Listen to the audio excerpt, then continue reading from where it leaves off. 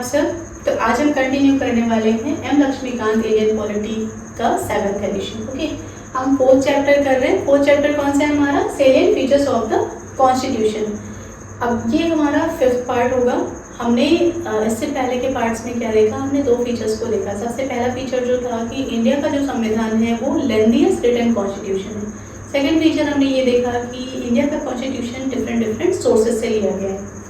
अब थर्ड जो फीचर है इसका वो है blend of rigidity and flexibility. हमारा संविधान रिजिडिटी और फ्लेक्सिबिलिटी का मिक्सचर है। अब ये क्या है? देखो, जो कॉन्स्टिट्यूशन होता है ना, कॉन्स्टिट्यूशन 3 टाइप का हो सकता है। पहला, या तो वो रिजिड होगा, या फिर फ्लेक्सिबल होगा, या फिर दोनों का सिंथेसिस होगा।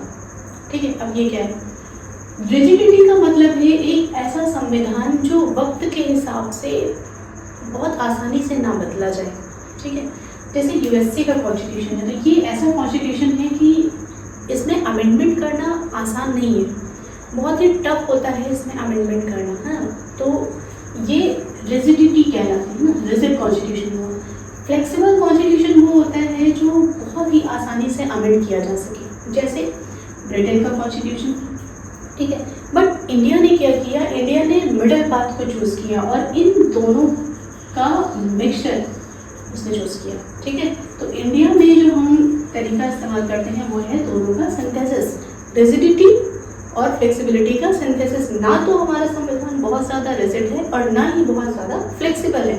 ठीक है, अब इतना रिजिड भी नहीं है कि उसे अमेंड किया ही ना जा सके या बहुत कम अमेंडमेंट्स हो सके, और इतना फ्लेक्सिबल भी नहीं है कि बहुत आसानी से जो गवर्नमेंट चाहे वो गवर्नमेंट आके अमेंड कर दे। ठीक है, तो हमने मिडल पाथ को चूज़ किया है। अब अगर बात अमेंडमेंट की हो ही रही है, अमेंडमेंट के बेसिस पे हमने इसको बांट दिया है, तो हम देखते हैं कि इंडिया में अमेंडमेंट होता कैसे। ठीक है, अब इंडिया में संविधान को 3 तरीके से अमेंड किया जा सकता है। पहला, सिंपल मेजॉरिटी के थ्रू, दूसरा है स्पेशल मेजॉरिटी के थ्रू, और तीसरा है special majority plus ratification of half of the state. देखो, एक्चुअली होता क्या है ना, हमारा जो कॉन्स्टिट्यूशन है उसका अमेंडमेंट केवल पार्लियामेंट में हो सकता है। स्टेट लेजिस्लेचर में कभी भी अमेंडमेंट स्टार्ट नहीं होगा। ठीक है, क्योंकि ये एक कंट्री की बात होती है। तो ये 3 तरीके से होगा, और इसमें ये जो 2 टाइप है ना, स्पेशल मेजॉरिटी और special majority plus ratification of the half of the state, ये आता है अंडर आर्टिकल 368। अंडर आर्टिकल 368 ये जो सिंपल मेजॉरिटी वाली चीज़ है ये 368 के स्कोप से बाहर है। ठीक है, लेकिन इस तरह से भी संविधान को अमेंड किया जा सकता है। कई सारे तरीके होते हैं, कुछ चीज़ें होती हैं जो इसके थ्रू अमेंड की जा सकती है। अब ये मेजॉरिटी है क्या? देखो, पार्लियामेंट में अमेंडमेंट होगा, है ना, पार्लियामेंट में बैठे होंगे एमपी। अब मेजॉरिटी का मतलब क्या है? जैसे मान लीजिए एक क्लास में 50 बच्चे हैं। ठीक है, अब उन 50 बच्चों में से अभी कितने प्रेजेंट हैं? 40। ठीक, मान लीजिए हमने बच्चों से कहा कि बेटा आप क्या पढ़ना चाहोगे, पॉलिटी पढ़ोगे या हिस्ट्री पढ़ोगे, और उन 40 बच्चों में से 21 बच्चे ये बोलते कि मैम हमें पॉलिटी पढ़नी है, तो वो सिंपल मेजॉरिटी हुई। ठीक है, वो 50 बच्चों में से प्रेजेंट थे 40, और उन 40 को हमने कंसीडर किया, उन 40 में से भी 21 ने बोल दिया कि हमें पॉलिटी पढ़नी है। ठीक है, तो ये हो गई सिंपल मेजॉरिटी। ठीक है, इसकी बात हम मान लेंगे और इसी को हम कंटिन्यू कर देंगे। ये बहुत ही सिंपल चीज़ है। ठीक है, तो ये सिंपल मेजॉरिटी का मतलब 50% प्लस 1। ठीक है, तो ये ऑफ प्रेजेंट एंड वोटिंग, ये सिंपल मेजॉरिटी है। अब इसके थ्रू जैसे क्या होता है ना कि जैसे यूपी से उत्तराखंड अलग हुआ तो वो सिंपल मेजॉरिटी के थ्रू हुआ। ठीक, अब स्पेशल मेजॉरिटी की अगर हम बात करें तो स्पेशल मेजॉरिटी में 2 चीज़ें आती है। पहला, majority of total membership of each house.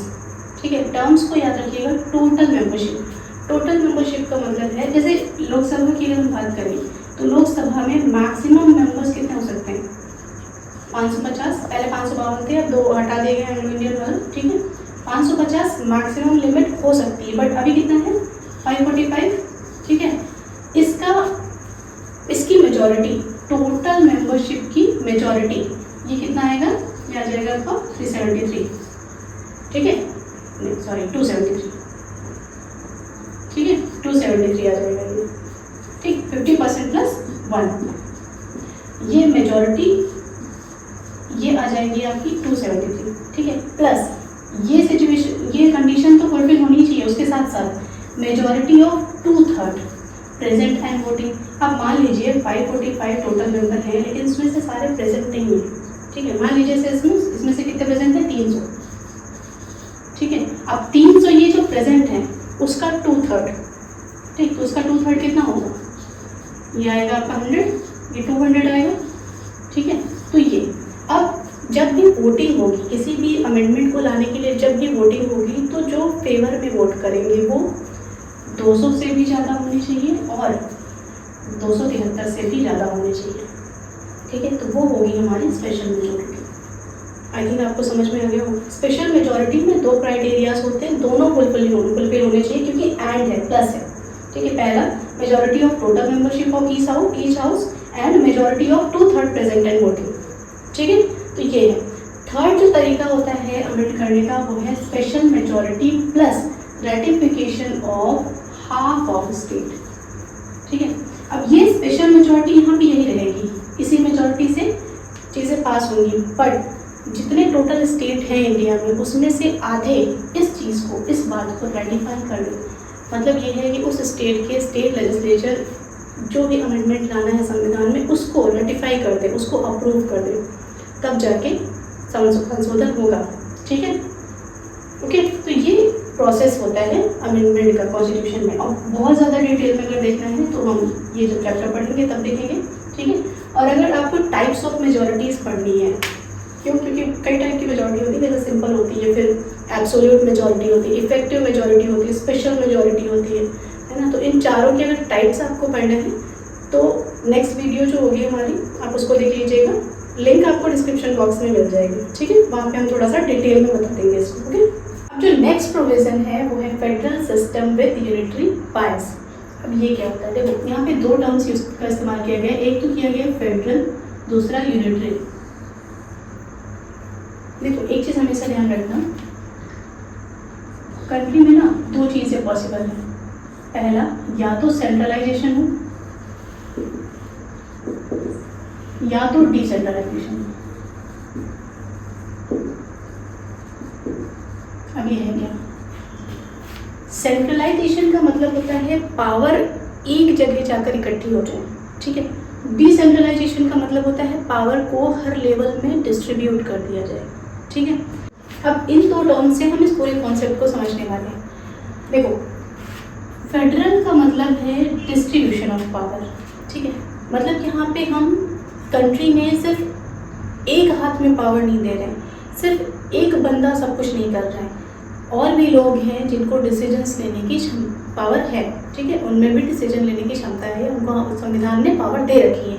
अब इसके फीचर्स पूछे जाते हैं, आपको फीचर्स देते जाएंगे और बोलेंगे कि कौन से फीचर फेडरल फीचर हैं, कौन से फीचर यूनिटरी फीचर्स हैं, ये नॉन फेडरल फीचर्स हैं, ठीक है। तो इसको हम एक एक करके समझेंगे। पहला, 2 गवर्नमेंट्स। 2 गवर्नमेंट का फीचर जो है वो फेडरल फीचर है। कैसे, यहाँ पे हम 2 गवर्नमेंट की बात करें, पहली एक तो सेंटर में और दूसरी स्टेट में। अब एक बात बताओ, अगर गवर्नमेंट जो है वो सेंटर में भी हो और स्टेट में भी हो, कहने का मतलब यही है ना कि हम पावर स्टेट को भी दे रहे हैं, स्टेट को भी डिसीजन मेकिंग पावर मिल रही है, तभी तो स्टेट में गवर्नमेंट है। तो यहाँ पे सेंटर के पास भी डिसीजन मेकिंग पावर है और स्टेट के पास भी डिसीजन मेकिंग पावर है, मतलब ये फेडरल फीचर हुआ। फेडरल का मतलब है डिवीजन ऑफ पावर, सेंट्रलाइजेशन यहाँ पे नहीं हो रहा है, ठीक है। नेक्स्ट है डिवीजन ऑफ पावर, ये तो एग्जैक्ट टर्म ही रख दिया उठा के, है ना, तो ये तो होगा ही फेडरल फीचर। थर्ड है रिटन कॉन्स्टिट्यूशन। अब देखो 2 चीज़ें हो सकती हैं, एक रिटन कॉन्स्टिट्यूशन, एक अनरिटन कॉन्स्टिट्यूशन। अगर संविधान रिटन है हमारा, रिटन का मतलब क्या है, बोलते नहीं कि ये लिखा हुआ है, ठीक है, ये बदल नहीं सकता, ये लिखा हुआ है, ठीक है। तो कहने का मतलब ये है कि अगर कॉन्स्टिट्यूशन रिटन है तो बहुत ही कम चांसेस हैं कि सेंटर जो है वो स्टेट को पावर ना दे या सेंटर जो है वो स्टेट को एक्सप्लॉइट करे अगर रिटन कॉन्स्टिट्यूशन है, क्योंकि रिटन कॉन्स्टिट्यूशन में ही पावर दी होंगी ना स्टेट की, तो जो पावर स्टेट की उसमें दी होंगी वो स्टेट को पावर हमें देनी पड़ेगी, है ना। सेंटर अपनी मनमानी नहीं कर सकता, तो ये एक फेडरल फीचर ही हुआ। रिटन कॉन्स्टिट्यूशन एक फेडरल फीचर हुआ क्योंकि रिटन कॉन्स्टिट्यूशन स्टेट्स को बचाता है सेंटर की दादागिरी से, ठीक है। नेक्स्ट है रिजिडिटी ऑफ कॉन्स्टिट्यूशन। अब कॉन्स्टिट्यूशन अगर रिजिड नहीं है, फ्लेक्सिबल है, तो सेंटर जैसे चाहेगा वैसे उसको अमेंड कर देगा, ठीक है, मान लीजिए संविधान में ये लिखा हुआ है कि सीएम का कार्यकाल 5 साल का होता है ना, या सीएम को अपनी मनमानी से नहीं हटा सकता पीएम। बट अगर ये रिजिड ना हो, संविधान हमारा रिजिड, थोड़ी सी रिजिडिटी ना हो, तो क्या केंद्र में अगर मान लीजिए आगे मेजॉरिटी की सरकार, तो वो क्या कर सकती है, उस नियम को बदल सकती है ना, लिख देगी कि सिंपल सा अमेंडमेंट कर देगी और उसमें लिख देगी कि सीएम को पीएम हटा सकते हैं, हटा दिए जाएंगे वो।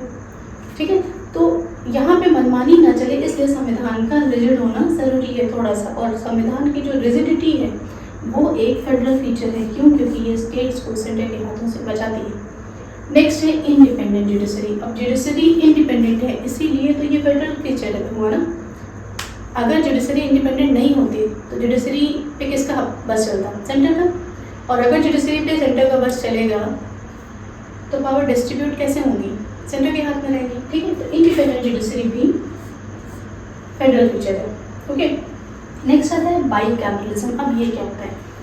देखो, जो हमारा पार्लियामेंट है ना, वो बाईकैमरल है, मतलब है कि इसमें 2 हाउसेस हैं, एक लोकसभा और दूसरा राज्यसभा। ठीक, अब ये फेडरल फीचर कैसे हुआ? ये फेडरल फीचर ऐसे हुआ कि ये जो राज्यसभा है, राज्य की सभा है ये, यहाँ पे जो रिप्रेजेंटेटिव बैठे होते हैं, जो एमपीज बैठे होते हैं ना, वो स्टेट्स को रिप्रेजेंट करते हैं। ठीक है, हर स्टेट के कुछ रिप्रेजेंटेटिव यहाँ आते हैं, वो इसलिए हम कहते हैं कि ये जो है बाईकैमरलिज्म जो है वो फेडरल फीचर है। ये स्टेट को स्ट्रॉन्ग बनाता है ना, क्योंकि यहाँ पे कोई डिस्कशन चल रहा होगा किसी बिल पे, तो स्टेट का जो बंदा बैठा होगा, स्टेट को जो रिप्रेजेंट कर रहा होगा, वो भी तो पार्टिसिपेट करेगा ना, तो कहीं ना कहीं यहाँ पे स्टेट को पावर दी जा रही है। ठीक है, तो ये चीज़ है कि इसलिए बाईकैमरलिज्म को हम क्या बोलते हैं? Federal feature. ओके, अब नेक्स्ट देखते हैं यूनिटरी फीचर या नॉन फेडरल फीचर्स कौन कौन से हैं। तो पहला है इसमें a strong centre. Unitary feature का मतलब ये है कि पावर जो है वो एक के हाथ में हो। ठीक है, ज़्यादा डिस्ट्रीब्यूशन ना हो। तो सेंटर अगर स्ट्रॉन्ग है, सेंटर अगर स्ट्रॉन्ग है तो झुकाव किसकी तरफ है? सेंटर की तरफ है। तो ये यूनिटरी फीचर हुआ, ये नॉन फेडरल फीचर हुआ। डिस्ट्रीब्यूशन बहुत ज़्यादा नहीं है ना, वो एक तरफ झुका हुआ। Single constitution. अब संविधान जो हमारा है वो एक है। ठीक है, अगर 2 संविधान होते, सेंटर का अलग, स्टेट का अलग, तो हम कह सकते थे ना कि हाँ बहुत सब कुछ फेडरली है। बट क्योंकि संविधान एक है तो यहाँ पे झुकाव किसकी तरफ है? यूनिटरी की तरफ ही है। ठीक है, यूनिटरी बायस का मतलब वही है कि हमारी जो कंट्री है या गवर्नमेंट है, या बोल सकते हैं हमारी जो कंट्री है या जो हमारा संविधान है, वो गवर्नमेंट को फेडरल बनाता है। ठीक है, कंट्री का जो सिस्टम है वो फेडरल है, लेकिन यूनिटरी बायस है, मतलब झुकाव जो है वो सेंटर की तरफ है। ठीक, तो ये चीज़ें ये प्रूव करती हैं कि झुकाव सेंटर की तरफ है। पहला कि एक स्ट्रॉन्ग सेंटर है, दूसरा सिंगल कॉन्स्टिट्यूशन है। ठीक है, स्टेट को अलग संविधान नहीं दिया गया है। नेक्स्ट है सिंगल सिटीजनशिप है, कंट्री की ही सिटीजनशिप है। हम भारतीय हैं ना कि हम भारतीय और यूपी के भी हैं। ठीक है, हम सिर्फ भारतीय हैं, हम जितने भी स्टेट के लोग हैं सब इंडियन हैं। नेक्स्ट है फ्लेक्सिबिलिटी ऑफ कॉन्स्टिट्यूशन। अब संविधान हमारा फ्लेक्सिबल है, इसका कहने का मतलब ये है कि सेंटर में अमेंडमेंट जब होगा तो सेंटर के हाथ में ये पावर है कि वो कोई भी अमेंडमेंट ला के स्टेट गवर्नमेंट पे दबाव बना सकती है। ठीक है, तो ये फ्लेक्सिबल है, तो ये कहीं ना कहीं दिखाता है कि झुकाव सेंटर की तरफ है, ये यूनिटरी है। ठीक है, यूनिटरी फीचर है। नेक्स्ट है इंटीग्रेटेड जुडिशरी। ठीक है, हमने देखा कि इंडिपेंडेंट जुडिशरी फेडरल फीचर है, लेकिन इंटीग्रेटेड जुडिशरी जो है वो यूनिटरी फीचर है। कैसे?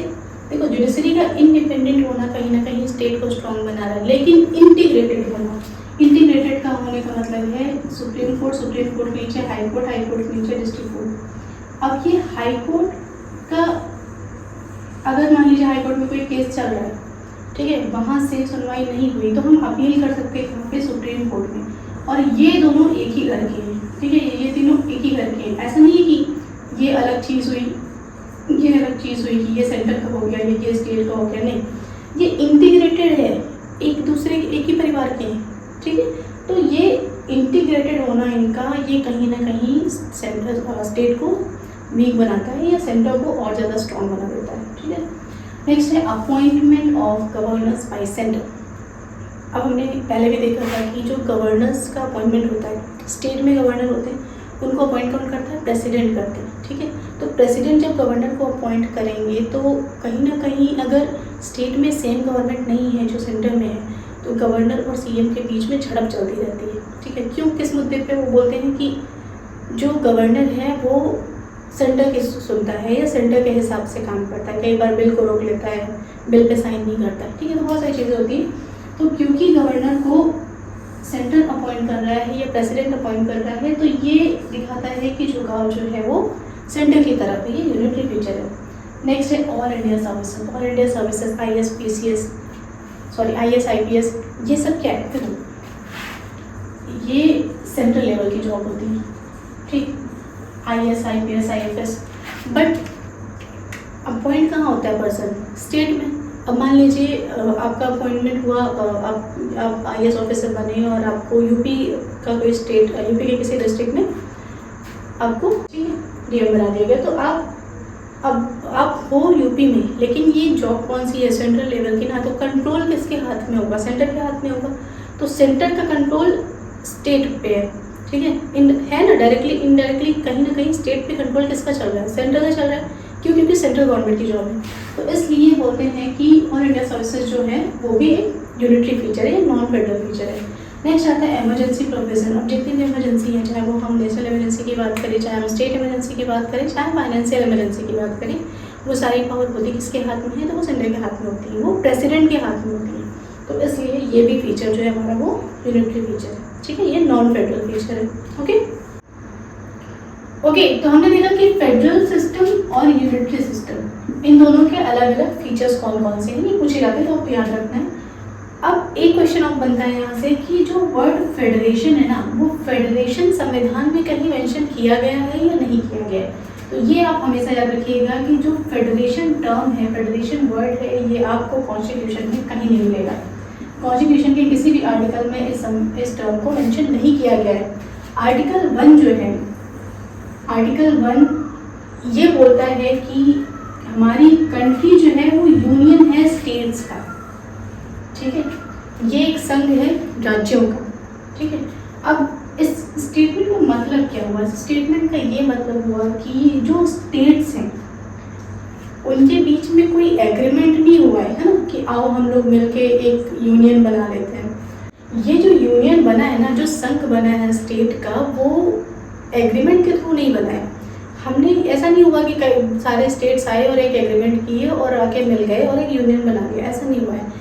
ये बिल्कुल ऐसा था, एक कंट्री है, कंट्री को हमने छोटे छोटे स्टेट्स में डिवाइड किया। क्यों? एडमिनिस्ट्रेशन, ताकि हमारा जो है वो ईजी हो सके, ठीक है। हमने उसको क्यों डिवाइड किया? ताकि हम एडमिनिस्ट्रेट अच्छे से कर सकें, क्योंकि स्टेट सब छोटे छोटे होंगे, लैंग्वेज के बेसिस पर डिवाइड होंगे, तो अच्छे से एडमिनिस्ट्रेशन किया जा सकता है, अच्छे से डेवलपमेंट किया जा सकता है।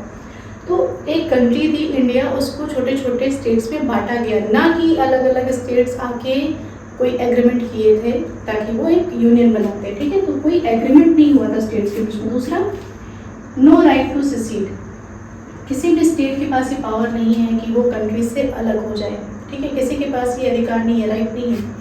अब देखो यहाँ पे ये स्टेटमेंट ना एक चीज़ एक तरीके से और समझा जा सकता है, जो USA है, हम बोलते हैं USA, United state of America. Term समझिएगा, यूनाइटेड मतलब इकट्ठा हो जाना, एक हो जाना, स्टेट ऑफ अमेरिका, जो अमेरिका के जो 50 स्टेट थे ना, वो सारे एक हो गए। उन सब ने एग्रीमेंट किया कि हम लोग क्या करते हैं, छोटे छोटे टुकड़ों में हैं तो हम लोग मिलकर एक हो जाते हैं, ठीक है, तो हमारी स्ट्रेंथ बढ़ जाएगी, हमारी मिलिट्री स्ट्रेंथ बढ़ जाएगी। तो वहाँ पे एग्रीमेंट हुआ, बट हमारी कंट्री में ऐसा नहीं, हमारी कंट्री में कोई एग्रीमेंट नहीं हुआ, ठीक है। हमारी कंट्री में एक कंट्री थी, उसको डिफरेंट स्टेट्स में तोड़ा गया ताकि एडमिनिस्ट्रेशन अच्छे से हो सके, ठीक। और हमारी कंट्री में किसी भी स्टेट के पास ये राइट नहीं है कि वो अलग हो सके कंट्री से या इंडिया से अलग हो सके, ठीक है। ऐसा नहीं कि मणिपुर बोले कि हमें अलग होना है, हमें तो अलग प्लेस चाहिए, नहीं पॉसिबल। या कोई बोल रहे हैं हमें खालिस्तान चाहिए, तो नहीं पॉसिबल, ठीक है। फाइनली हम ये बोल सकते हैं कि जो हमारा संविधान है, या हम बोल सकते हैं कि जो गवर्नमेंट का सिस्टम है वो कैसा है, federal in form but unitary in spirit, ठीक है। दिखने में तो हमें लगता है कि वो फेडरल है ना, कहीं ना कहीं पावर डिस्ट्रीब्यूटेड है, लेकिन वो है यूनिटरी, झुकाव उसका कैसा है, सेंटर की तरफ, ठीक है। अब केसी वेयर एक पर्सन थे, उन्होंने बोला कि ये क्वासी फेडरल है, ठीक है। हमारे यहाँ गवर्नमेंट का सिस्टम कैसा है, क्वासी फेडरल। क्वासी फेडरल का मतलब है कि आधा फेडरल है और आधा यूनिटरी, ठीक, जस्ट एक बोल सकते हैं। अब मॉरिस जोनस ने बोला है कि ये बार्गेनिंग फेडरेशन है ना, बार्गेनिंग करके नहीं, जैसे कुछ आप खरीदने जाओ फिर वो बार्गेनिंग करते हैं, है ना, कि यार इतने में दे दो, इतने में दे दो, अच्छा इतना और कम कर दो, इतना और कम कर दो। तो ये वो टाइप का हुआ कि फेडरेशन ना हमने मांग मांग के तो इसको फेडरेशन बनाया है, ठीक, मांगा हुआ फेडरेशन ये। ग्रैमी ऑस्टिन बोलते हैं कि ये कोऑपरेटिव फेडरलिज्म है कंट्री में। कोऑपरेटिव फेडरलिज्म का मतलब है कि डिवीजन ऑफ पावर है लेकिन कोऑपरेट किया कर रहे हैं सब लोग, सारे स्टेट्स और सेंटर कोऑपरेट करके चलते हैं, ठीक है। आइवर जेनिंग बोलते हैं that federation with a strong centralising tendency, है ना, ये वही बात बोल रहे फेडरल यूनिटरी बायस वाली कि फेडरेशन तो है लेकिन टेंडेंसी कैसी है, सेंट्रलाइजेशन की, ठीक, मतलब सेंटर की तरफ ही झुकाव है, केंद्रीकरण की बात की जा रही है यहाँ पे, ओके। तो ये चीज़ें हैं, ये थोड़ा सा ध्यान रखिएगा, ठीक है। तो ये फीचर हमारा फेडरल सिस्टम में यूनिटरी बायस, फोर्थ फीचर, ओके।